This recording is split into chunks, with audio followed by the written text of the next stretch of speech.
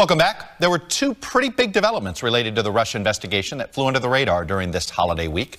The first was the official report from the Senate Intelligence Committee supporting the conclusion of 3 U.S. intelligence agencies that determined that Donald Trump was helped by the Russians in the 2016 election. The other story was the apparent change of heart by President Trump's former personal lawyer, Michael Cohen.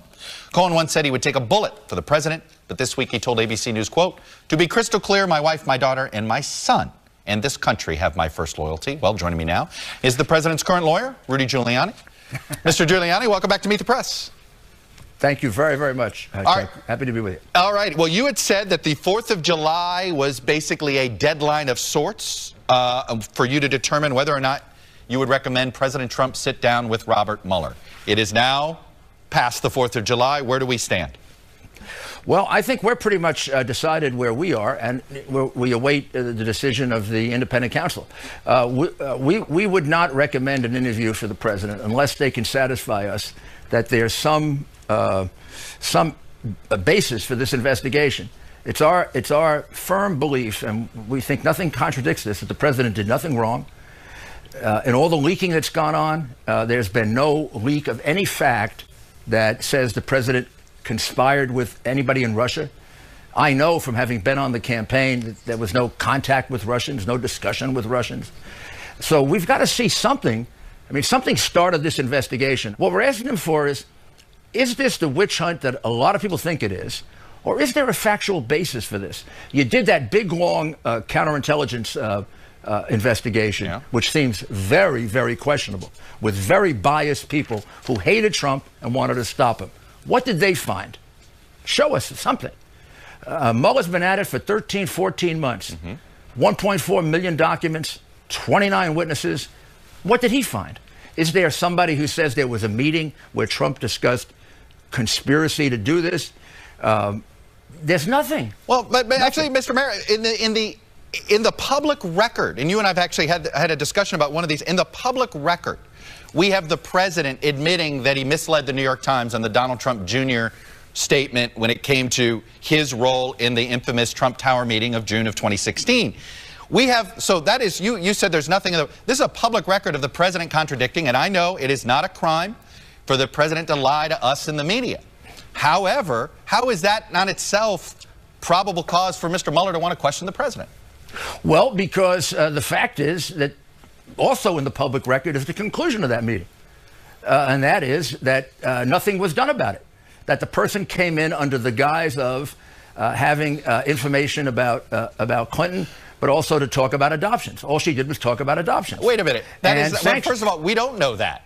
We don't. That has not been fully established. That was the story changed 3 times, Mr. So if the story changed, how are we so sure? Yeah, look, your own legal partner here in the president's team, Jay Sekulow, misled me. Now you had said he didn't intentionally do that. I take your word. He didn't. I take your word at that. But somebody misled him then. Your client may have misled him. They already have all these facts. They can do with them what they want. They don't need I can tell them that the president's testimony will be exactly the same as he said about this. Which part? What he said in the public record, or when he? I mean, we don't know what he said. What he has said privately. He has had an opportunity to think about it, to refresh his recollection. He's given a statement about it, and it's clear that there was no discussion with him about this, and that nothing happened from it. What's the president afraid of? He's not afraid to sit down with Kim Jong-un. He's not afraid of sitting down with Vladimir Putin. Why is he afraid to sit down with Robert Mueller? One of the problems here, I think Jay and John Dowd would attest to this, is the president's very anxious to testify because he knows he's done nothing wrong. It's us, his lawyers, who have real hesitation about it. I mean, look at how biased the people who started this investigation were. I've never seen an investigation. You think Robert Mueller's a biased man? You think Robert Mueller's a biased man? No, but I think he's surrounded by biased people. Almost exclusively. He's got a guy who donated over $30,000 to Hillary. He's got someone who was crying at her loss party, victory party, whatever you want to call it. And his lead investigator is probably going to go to jail. The FBI agent who said you have to stop Trump.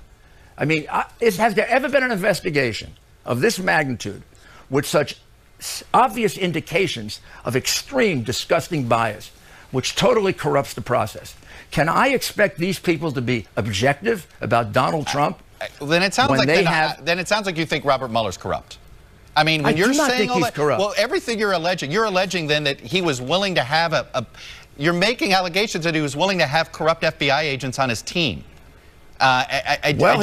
No, that's a fact. He had a corrupt FBI agent on his team. And he fired him He put him on his team. And he got rid of him. Well, after other people found out about the corrupt, he never bothered to vet him properly. And then he remains with a chief assistant and several others very close to him who have extraordinarily close ties to Hillary Clinton. And we've not looked at their text. If we had not looked at the other guy's text, we never would have known how much he hated Trump.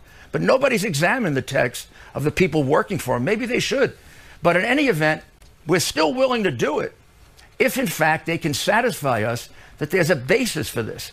And we think, and John Dowd started this back in January. And since we started it, we don't get an answer, which I'm sorry, Chuck, as a lawyer, makes me suspicious. Please be clear. President Trump wants to testify. We have to hold him back. And the only thing we've been able to do is it becomes easier as evidence of the corrupt nature of this investigation becomes clearer. Let me ask you two other questions. Are you concerned that Michael Cohen is going to start cooperating with the feds? No. In fact, if he wants to cooperate, I think it's great.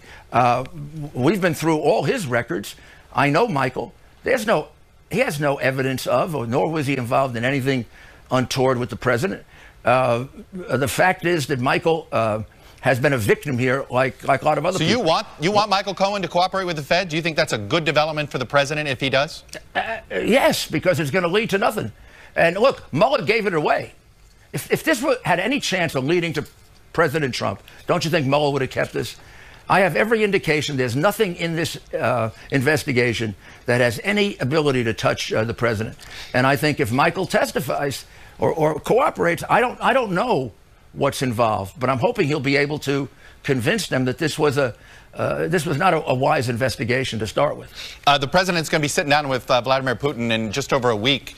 He's at the center of all of this. The Senate report just right out there. I mean, he's been an influence campaign that was apparently approved personally by Vladimir Putin. As the president's lawyer, would you recommend your client sitting down with the person who's sort of at the center of this Russian investigation by Bob Mueller?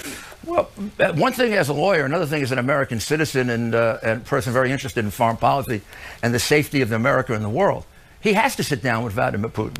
Vladimir Putin happens to run one of the most powerful countries on earth, probably has the second or third biggest nuclear arsenal, has been very aggressive, on the other hand, has shown himself willing to negotiate. So I don't think he has a choice. I think it's a sign of how confident the president is that he did nothing wrong.